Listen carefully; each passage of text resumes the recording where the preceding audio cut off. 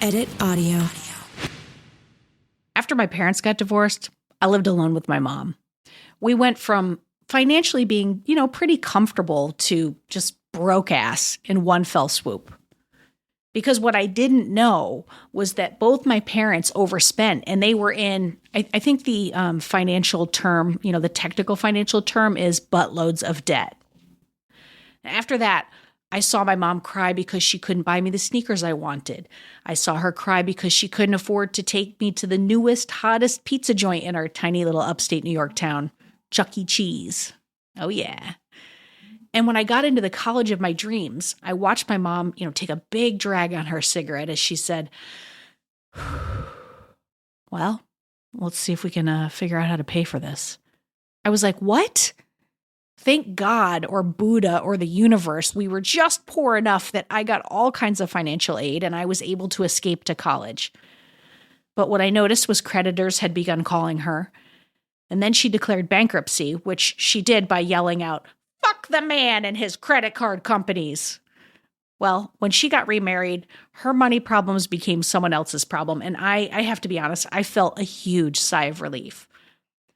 So today, my finances, they're stable, but experiencing years of instability and watching my mom crying because she couldn't pay a bill, that just doesn't get easily undone. So for me, money will always equal safety. And because of some generational fault line trauma, I'm probably never going to be in a place where I feel like I have enough money. Hello, everyone. I'm Robin Hopkins, and this is Well Adjusting, where I talk to people about life stuff, but not in an NPR way. It's more like we're at the bar, having cocktails, getting into your business sort of way. It's giving drunk NPR. Oh, and producer Steph is here too. Hello. Today we chat, generational trauma and how it affects finances. Hello, everyone. I have got to tell you, I cannot wait to share today's episode with you. All right, Jennifer Palumbo, she's my pal. She's a writer, she's a comedian, and dare I say it, a freaking amazing lady. And when I was telling her about this podcast before season 1, she was like, ooh, you got to talk to my dad about how he grew up with money. And I think she was just, throwing it out there. But I have to say, anyone who knows me, you know that you just can't throw things out there around me because I'm gonna take you up on that.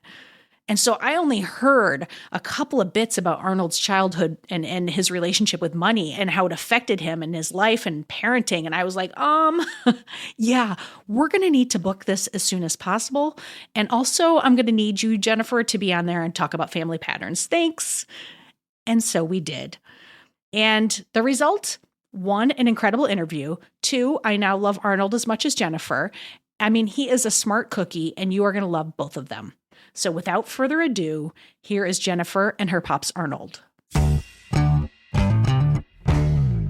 My name is Arnold Palumbo, and I wanted to talk about how I grew up. And I'm 78 years old, just became 78, and I look much younger. But how it affected me from that early age, almost till now. I mean, you'd think by now I should be over it, but it affected me and affected how I raised my children, my idiosyncrasies, if you want to use that word, based on a good word. The problem I had as a kid, how it affected their life, and it still affects me to this day. Yeah. There's different things I do that don't make sense. Well, and we should tell the audience that we actually have your daughter, Jennifer, here. Say hi, Jennifer. Hello. I can vouch for all of this. It's actually very interesting because I think it's such a unique situation that my father grew up in, yet I'm sure it'll be relatable, where money was always an issue. Mm-hmm. And the thing that prompted this whole conversation was something my dad said to me, how he just couldn't wait to get out of the house so his money would be his own. Let's get right into that. Talk to me, Arnold. Yeah, it was money, but it was more. My father was a good man. He helped a lot of people. He worked on the docks in Brooklyn. You could tell by my accent. And right. And he helped a lot of people get jobs in the union. He was a union person, but he had a sickness, and it was gambling. I think my earliest memory is when I was maybe 12 or 13 that he was going to have to leave the house because, like, as in your mom was booting him out? No, because the loan sharks were looking for him. Oh, So shit. he would call it hitting a hole, where he couldn't borrow any more money and they were looking for him. And they had taken me, it's hard to remember, but taken me like to a little bank where I had a little account and took the money out of. And then They took your money. they took my money, but it was peanuts. It wasn't a lot of money, but I didn't want him to leave the house. Of course, we loved them. I'm going to try not to get emotional, but I'll try. Oh, it's okay, Arnold. And then later on, I earned money. I was working from when I was like 12, 13 at a butcher shop. And that was the key. And I would listen to him on the phone sometimes make these bets with the bookie. And he was really bright with numbers because I don't know if I go off on tangent, but he used to do all the income tax for all the Italian people in the neighborhood. They didn't know how to do it. Yeah. And he would just take their name and make up stuff. He would make up household finance, union dues. He would say how much money you want to get back, and he would make up children that they didn't have. So he was really good with numbers. That's why I write fiction. He was good with working the system, Yeah, too. and I had a sister, Roseanne, who I never saw to this day. So, I mean, It's not a real no, person. it wasn't real. Roseanne isn't real. Yeah. Oh, like a sister for the tax Yes. forms. Yeah. I think that he even claimed the dog as a person. But once the computers and that started coming in, he had to get rid of that daughter. But She no, moved but away. The point, I think, was that I didn't want him to leave the house. So anytime he hit these holes, he would borrow money from other people. I don't know if you know how loan sharking works, but it's ridiculous how they take the interest and put you in such a position that you can't pay. So when I met my wife and we started dating, that was my thing. I wanted to get out of the house so they couldn't take my money. I never did give them money for once I was married. Did they ever ask? No, they never did ask. But I know my older brother, did give my father money later on. Because to this day, my father died in 1970. My brother will mention occasionally he still owes him $700.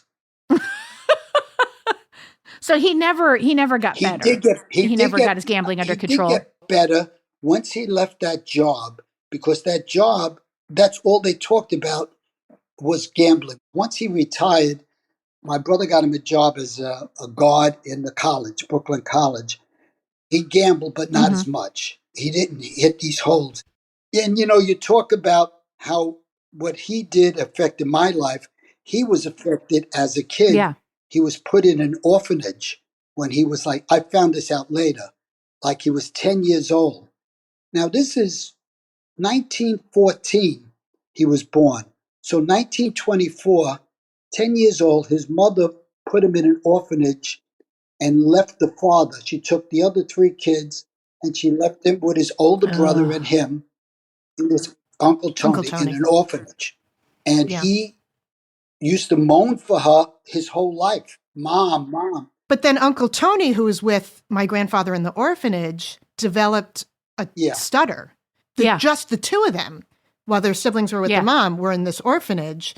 And I said to Dad, I always wondered if my grandfather had a gambling issue because he felt like he didn't deserve to have comfort or money. Well, because she didn't give up all her kids. She gave up two of them. Yeah. And that's got to leave a mark. But at a certain point, shouldn't you get over it? And we had a nice life when I was married. We had a nice house, a nice car. We went on good vacations. But I would do some weird stuff with money where I was always aware of how much money I had in my pocket. I would drive Jennifer and my daughter Nadine crazy if they had one cookie and they put it on 4 paper plates. The paper plates was a big... Because there was the waste and the cost. Do you remember there was one time? So we had all these paper plates, and I think I had a bean burrito. I swear I have a point. And I'm anal in other ways. Like I don't like things to be messy. Yeah. So I had 2 plates for this bean burrito. I still remember this, which is insane. And so because the bean got all over the top plate, I took the bottom plate and put it on top of it so you didn't have to see the beans in the garbage because I'm weird. Yeah. So my father Dad, I don't know if you remember No. this. He looks in the garbage and sees a clean plate.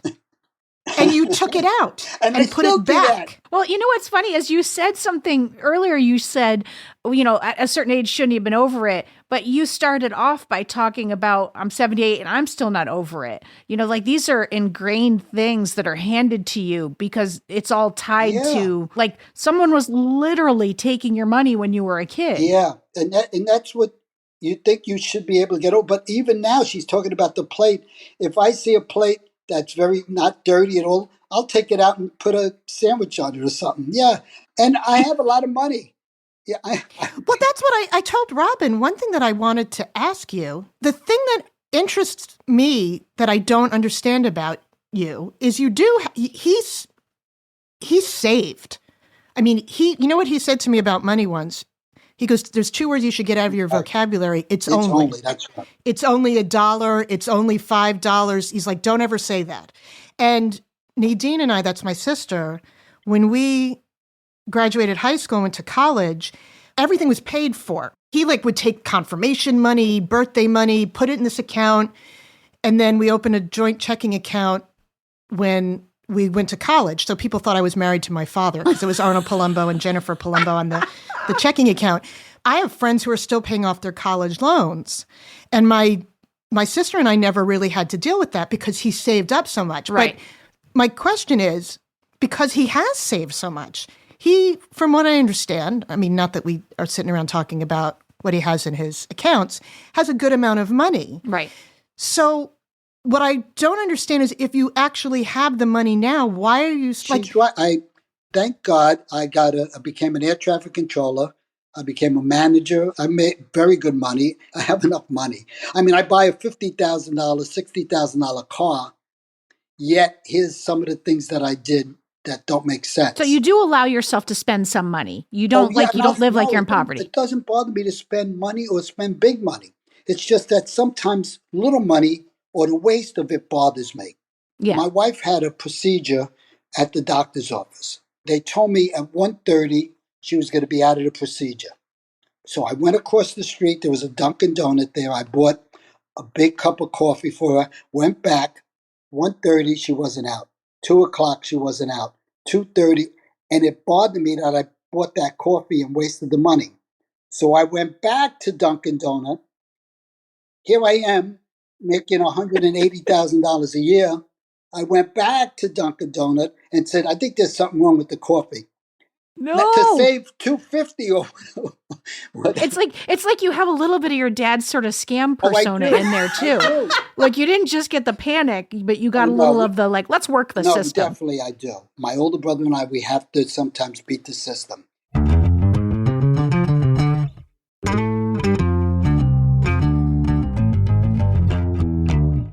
All right, people, raise your hand if you have ever been personally exhausted by email, right? Same, friend, same. We're all so constantly inundated with email. And if you're like me, going through your inbox becomes less about responding to everything and more about just finding a way to keep tabs on the messages that really matter, you know, like the ones from the school telling me my kids are in trouble that I get all the time. Anyway, that's where SaneBox comes in. Think of it as an EMT for your email. As messages flow in, SaneBox does the triage for you, sifting only the important emails in your inbox and directing all the other distracting stuff, you know what I'm talking about, into your Sane Later folder. So you know what messages you need to pay attention to now and what stuff you can get to like eventually after maybe a nap or, I don't know, a cocktail. It also, and I know I'm waxing poetically, but it has some very handy features like the Sane Black Hole, where you can drag messages from annoying senders that you never want to hear from again. Bye, friend. Oh, and it also has Sane reminders to ping you if someone hasn't replied to your email by a certain date. I mean, nothing like having to follow up on your follow-up, am I right? All right, best of all, you can use SaneBox with any email client or phone anywhere you check your email. I mean, come on. See how SaneBox can magically remove distractions from your inbox with a free 2-week trial. That's a deal. Visit sanebox.com/well today to start your trial, and you're going to get a $25 credit. That's sanebox.com/WELL. Go ahead, folks, get it. So I have to ask the question of like, Arnold, what do you say that you came out of from your parents that is really good, and what that you came out with that's bad that you are handing forward besides just like idiosyncrasies? Like, can you like say it clear? Like, do you feel like is money a safety issue, or is it just like you have like this hair trigger response to waste? I think it is partly the waste, that part of it. Even if I buy something where I think I wasn't treated fairly, that bothers me, and I have to react to it. Do you think it was because you felt like you weren't treated fairly around money? I think so. As a kid, that was the big issue. I always know how much I have in accounts. I always saved. I saved. And if you left change around the house, just to have that security, I think. He would take it. Yeah. Do you remember? Like if I left quarters or dollars out, he would be like, "Oh, that's probably mine," and take it and put it in his drawer. That's probably mine. Well, I need that security that I have that. Yeah. And I'll, even now I'll think about, well, what my budget's going to be this month. But then it's that cheapness. I don't know if it's cheapness as much as a ridiculous. It sounds like it's more like a panic. It sounds like there's like a real safety conversation underneath it. Like if you the fact you're taking your 5-year-old's quarters because you just might need it is like, that's not logical. Yeah, you're right. That's not rational. That's something else is happening. Someone else is in the driver's seat when that's going on. Yeah. And again, I think I'm better than I was, but I think to this day, there'll be times when I catch myself doing something that doesn't make sense.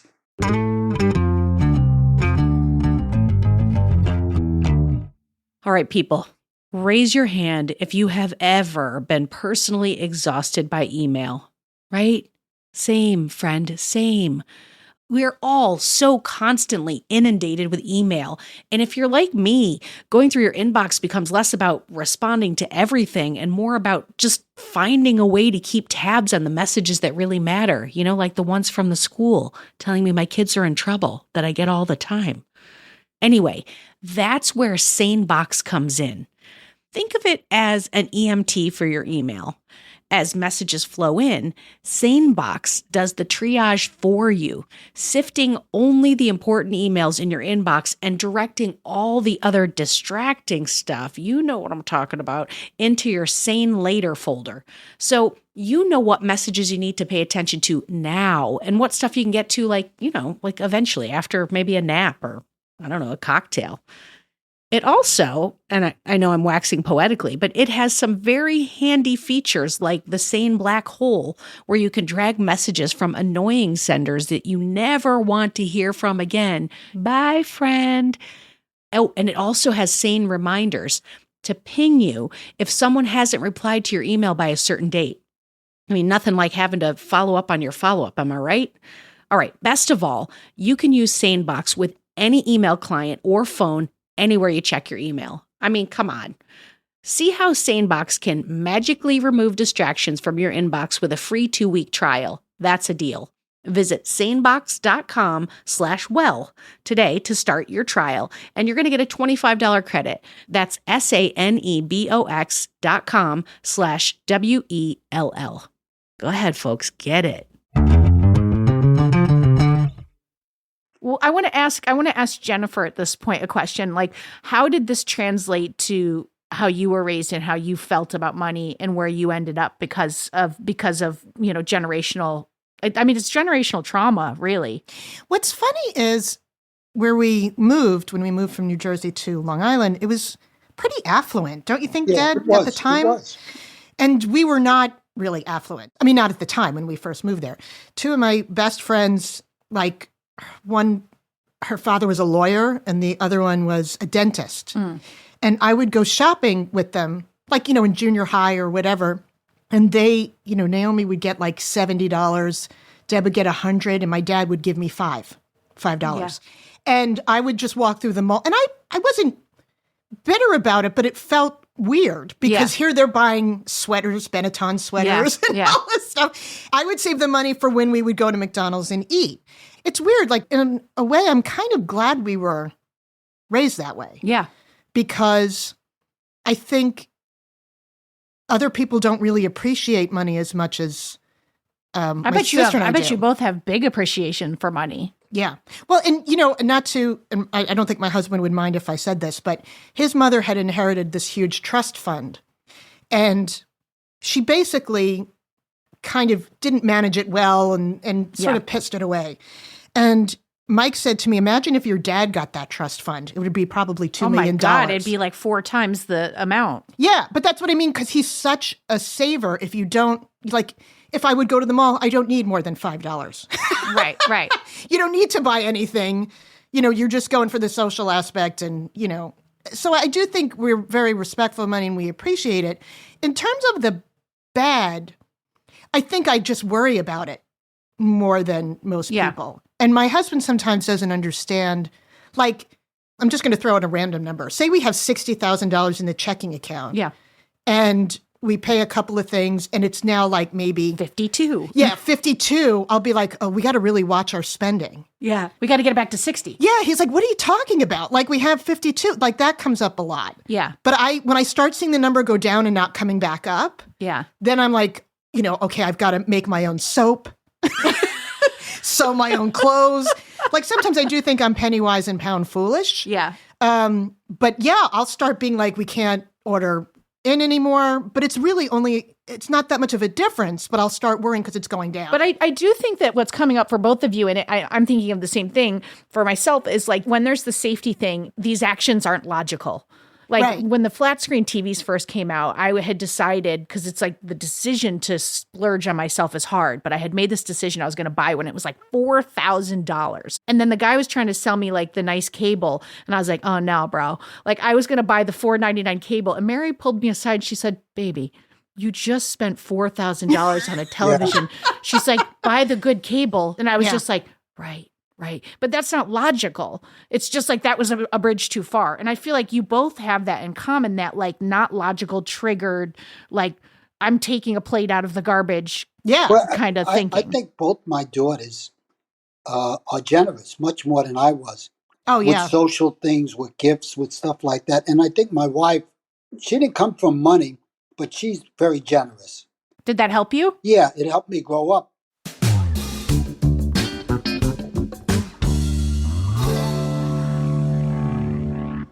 Well, I want to ask you, at the top you said it still affects me. I'm curious, it's kind of like a twofold question. Like if you, with your wisdom and your wife's help today, what would you do differently, like maybe with your kids? But also like you're 78, but you got years in front of you. What would you want to do differently or be better about? What growth would you want to see for yourself? Like if you knew you've got 3 years before you kick it, or 13 or 30, what would you want to do differently during that last time? I think it's the mental thing. It's the concern about money in my head, where I'll try to calculate, well, this is how much I have in the checking account, my bills this month, where it's not a problem. I always have more money now than I'll ever need in my lifetime. Well, if you need another daughter, I'm around. Just FYI, BT dubs. Yeah, and that, I hope that didn't sound bragging. That's just a fact. That's just a fact, So, and I like that. I like the idea that they'll have this big inheritance. Yeah. And my main thing is I want, if I pass before my wife, that she doesn't have to worry about anything. Yeah. That she has a lot of money. Well, not a lot of money. That she has a lifestyle that she could maintain right now. Yeah. Although the way she spends money, I'm not sure if that'll work. No, I'm teasing. But she needs money to live if I'm gone, that's for sure. So I do think, honestly, like it reminds me of like my wife used to be a smoker, and she talked about all the time as a smoker that she'd spend at work mentally going, okay, well, if I finish this job, I can go outside for 15 minutes to smoke. And then I can, like that, like constantly thinking about, well, when we're done talking, I can go smoke. And just you're not present when you're doing all that. And I feel like that's the same kind of thing. Like maybe you're not present when you're running through how much money is in your checking account, and you don't need to be. And you could be missing moments, like maybe working toward that freedom. I think you're exactly right. 100%. That's the issue. That's the issue to this day. Not as bad as it was, but that's the issue, is the thinking about it, trying to figure it out. Right now, I know I have about 12 singles in my pocket. And I'm saying to myself, when I bowl tomorrow, I'm going to give him the 8 singles and things like that. To this day, it's not That's so much space in your brain. That's so much time. Yeah. And it just amazes me. And I do think it kind of has, I don't know if this is good or bad. My husband, when I do the laundry, constantly leaves money in his pockets. So I'm always cleaning money. Yeah. Or he'll leave like $20 somewhere. And every time I see that, I'm amazed, because that would never happen in my house growing up. My dad would never leave money in his pants pocket. Yeah. Never. Yeah. And Mike, he's gotten much better with money in the last couple of years. When I first met him, it wasn't great. I think because, again, they had this trust fund. Yeah. They didn't really have... It's the exact opposite. You're living into this trust fund. It's going to come down to me. Right. I don't need to worry. Yeah. They didn't have the same respect for money, and they always felt like they were going to fall back on it. And what happened was, right when Mike and I got married, because his brother and him were on the trust, so when their mom passed away, it would go to them. They would get financial statements. Right. And they got a financial statement and saw how low it was. Oh. And I think that's when both him and his brother were like, we're not going to have this. Yeah. And that's when Mike started to change about money. Yeah. Because they really thought, I have a retirement. I have this huge trust fund that my grandfather left for us. And I remember the three of them talking like, what the hell happened? And that's when he started taking it more seriously. But growing up, he didn't have the same respect. He didn't have to, yeah. Right. But I'm still, even Mike does it all the time, I'm always like, my dad would never leave a 20. Yeah. In his jean pocket. Arnold, I wonder if, remember back in the day when someone was trying to quit smoking and they would have like a rubber band around the wrist, and then if you wanted to smoke, you would like snap yourself, and the whole idea was like, but I don't want you to snap yourself. But I'm wondering if there's like some kind of like mantra that you can pick up that's like, I have enough money, everything's okay. Like, so when you start, anytime your brain mentally starts thinking like, I got 8 singles and I'm going to give 8 to the bowling alley, and I got 4 that I'm going to put back in the, anytime you do that, you stop yourself and you say, Arnold, I have enough money, and just start as a practice and see if any freedom comes from that. I don't think that'll ever happen. The mantra is my wife. My wife will tell me, don't be ridiculous. Just forget it. It's only $2 or it's only $4. But she can't do it if it's in your head. I know. Those are the times. But it's not as bad as it once was. Yeah. Yeah, it's better at this thing. Maybe by 79, I'll get it better. Yeah. Well, I also wonder, too, if at some point you just learn to live with your demons or your things, and you peacefully coexist like a part inside of you. Yeah, that's true. Well, and I always try not to tell him, I don't know, if we're doing construction or something like that. Sometimes he'll be like, how much is it? Yeah. And I'll be like, it's fine. I'm not telling you. Yeah, I'm not telling you, because, and it may be a number he's fine with, but I don't want him to obsess over it or worry about it. Or so I'll kind of, there have been a couple of things like that where I'll be like, we got it. It's good. Just not get into it. Sometimes with me, it's not even whether you're buying a car or negotiating for something. I enjoy the give and take of that, of negotiating. Yeah. Maybe, again, it's the part about saving the money. But you felt like you won. But, when you bought me the red Toyota car, we were buying it from this kid, and he said whatever price it was, my dad counter offered.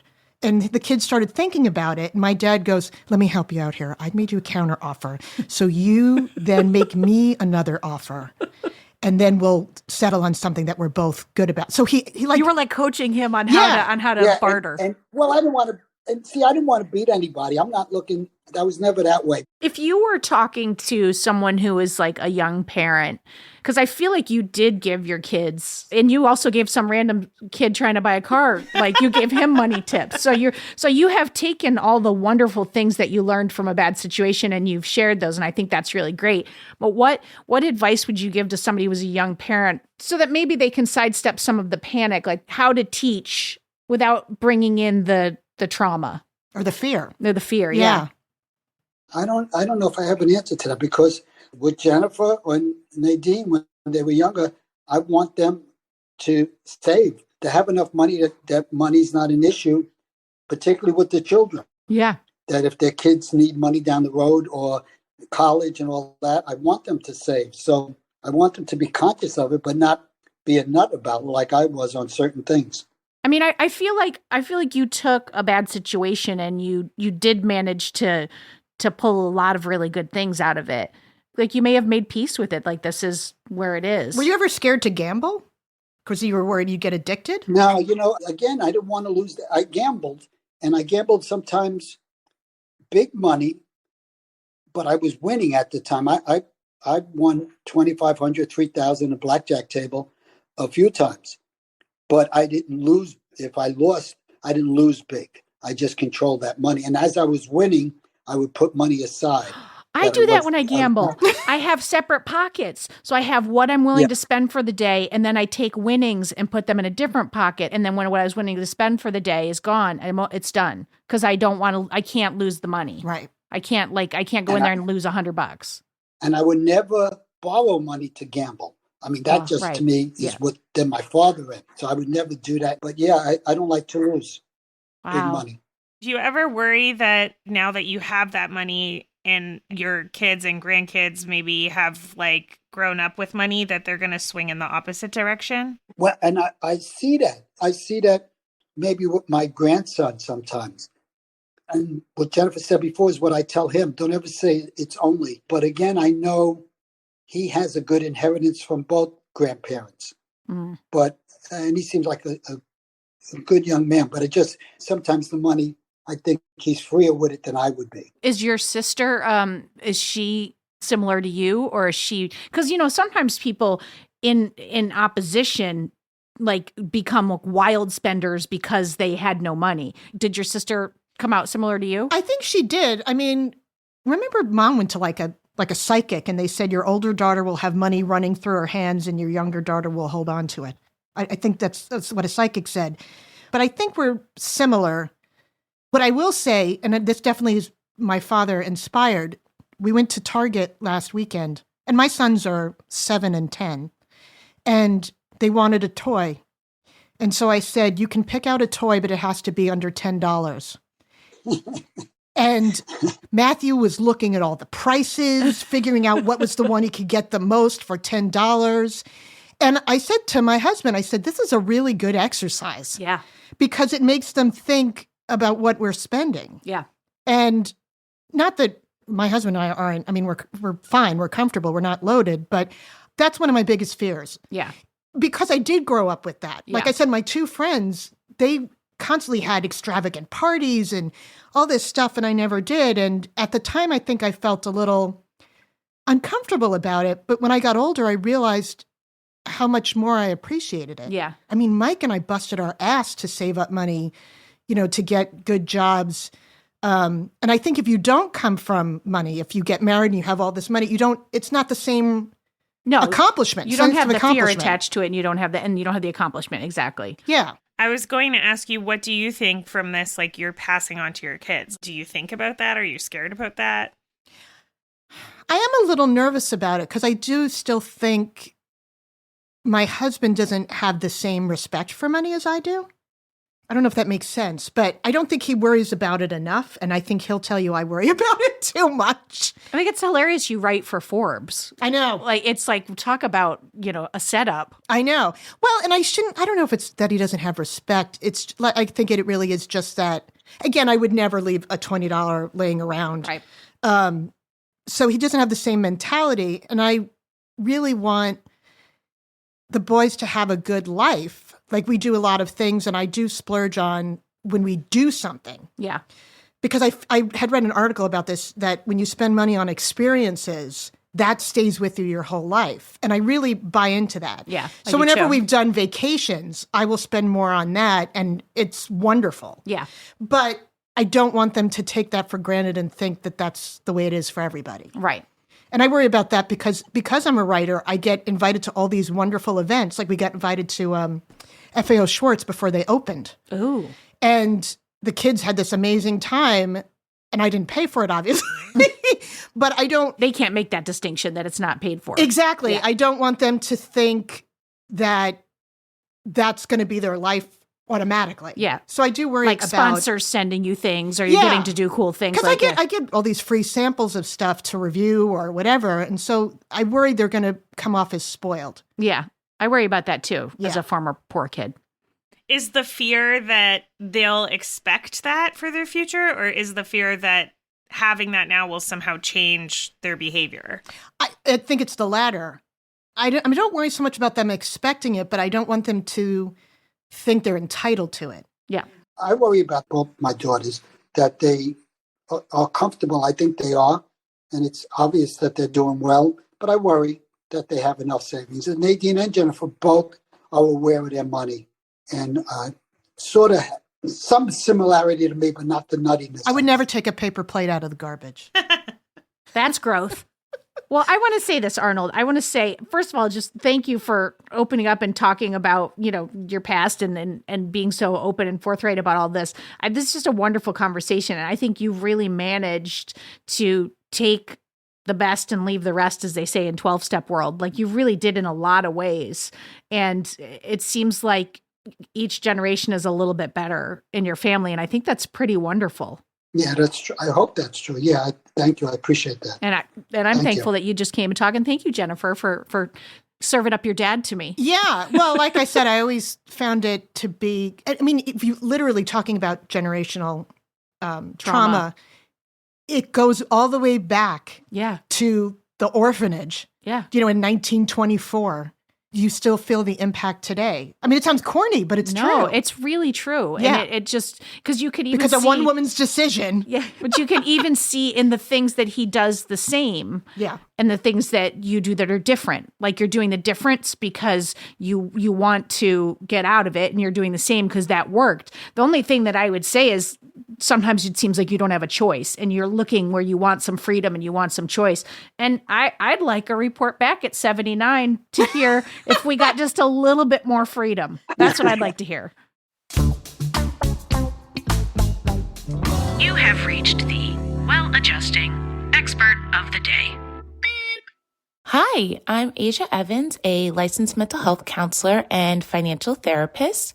I specifically focus on money, feelings, behaviors, your mindset, your relationship to your finances. And I think something that comes up for a lot of people when I start doing this work is what happens when I'm taking those not the best choices or financial, habits that might not be the best for us and integrating them into my own life. So I would say first is recognizing whether or not they are actually bad habits is the first thing. Sometimes it may not be the best idea for our money, but are we really prepared to label it a bad habit? So just recognizing, hey, am I overspending, but can I afford to overspend? So if you do recognize one that yes, these are bad habits and you don't want to be doing them anymore, let's look at the root cause of that. I think one thing with financial therapy is looking at why that felt like it was serving you now, even though it doesn't work for your money. And that really does look at the root. It served your family. Whatever was going on, those habits did serve your family. And now you have to decide how are you going to heal and move forward in a way that allows you to honor where you came from, but recognize that it might not be the best for you right now. So if you find yourself repeating some of the bad habits from your past, look at how you can start identifying the habits first, overspending, underspending, and deciding whether or not that is important for your life right now, because it might not be. A lot of that can be done, of course, with a financial therapist, but it can be done on your own too. But you have to be prepared for the emotions that are going to come up. It hurts to kind of let this go and to have experienced some of the things I experienced, but recognizing that you can do something different now. And how do you create those habits is going to be really important in terms of sticking to your financial goals and making it happen in a way that feels good for you. So how do you recognize a habit or, overthinking, ruminating about something that isn't really serving you anymore? Saving money, yes, it can be positive, but there's a certain level of underspending or hoarding your money that is not good for you. And I think that is coming from a place of fear and anxiety. And we have to acknowledge that that's the case. So telling to yourself, hey, I'm really worried about what's going to happen in my future. I'm really anxious about my money, and that's why I'm hoarding it. being honest with yourself is going to be really, really important. We know that many people talk about habit loops, right? Like James Clear's book is super, super popular and everybody loves Atomic Habits. And we know that in the habit loop, there's usually a cue. What is the thing for you that is triggering you to do the next routine behavior? And once you decide that, hey, that routine behavior is not giving me the reward that I want, how do I replace it? So you're not necessarily always going to be able to replace the cue or the trigger point of what the habit is, but you can replace what you do next. So if you find that you get upset and you want to go spend money, you want to go straight to the computer and put things in your cart, what can we do instead? Let's walk away from the computer, put your phone down, you're going outside. That is going to become the new routine when you're upset.